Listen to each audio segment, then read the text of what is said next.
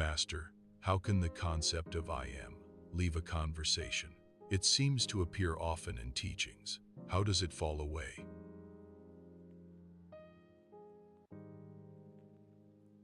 Seeker, you want to know how I am disappears. It leaves the moment you see it clearly, not by rejecting it, not by resisting it, not by replacing it with another concept. It leaves because the one who would hold it has dissolved. Understand this well. I am is a pointer, a bridge, nothing more. It is useful only while the mind is still grasping, still identifying, still believing itself to be a person. It lifts you out of the small I, the I tied to name and form, memory and story. But once that is done, once your attention is turned inward, I am has completed its work. You must see that even the impersonal sense of being does not belong to anyone. No person says, I am. It is simply there, like a soft glow. Owning it is an illusion. Claiming it is an illusion. And when it is seen as an appearance with no owner, it naturally falls away. Do not imagine that you must push it aside. You do not make the concept disappear. You look for the one who speaks it, and in looking, you find no one. When the personal I is nowhere, the impersonal I am cannot remain. Both vanish together. This is why the great sages did not rely on it. Ramana Maharshi did not fill conversations with I am. Instead, he sent seekers straight to the source. To whom does this thought arise? Who is asking the question? Trace the I sense to its origin. Notice how direct this is, how simple. No riddles, no philosophy. He did not encourage students to build new identities around subtle concepts. He returned them to the root.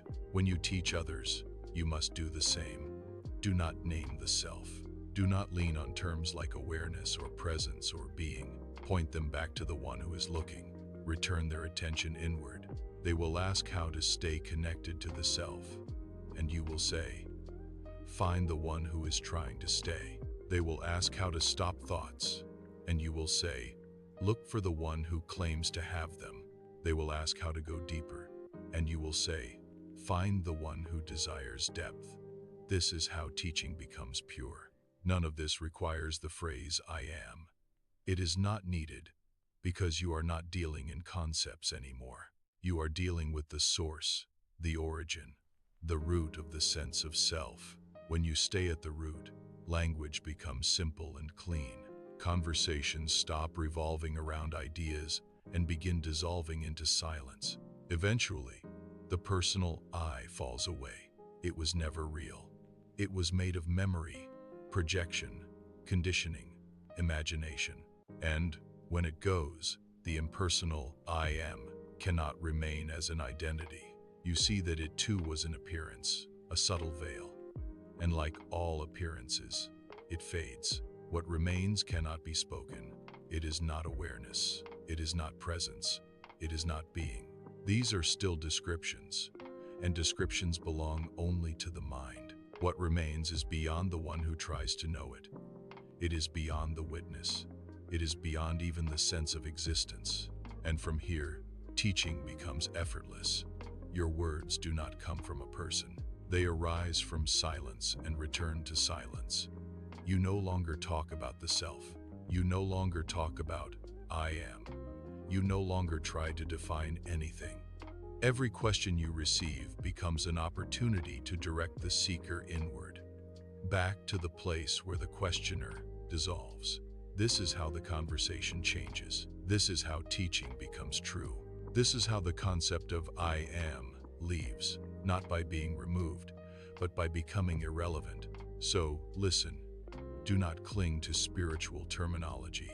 Do not cling to subtle identities. Do not turn I am into a doctrine or a position. If you wish to go beyond, trace every appearance back to its source. Let the one who wants to understand be examined. Let the one who claims to know be investigated. Let the one who repeats teachings be seen for what it is, a passing thought. Then you will know why I am disappears. you will see that there is no one left to speak it. You will see that it served its purpose and then bowed to silence.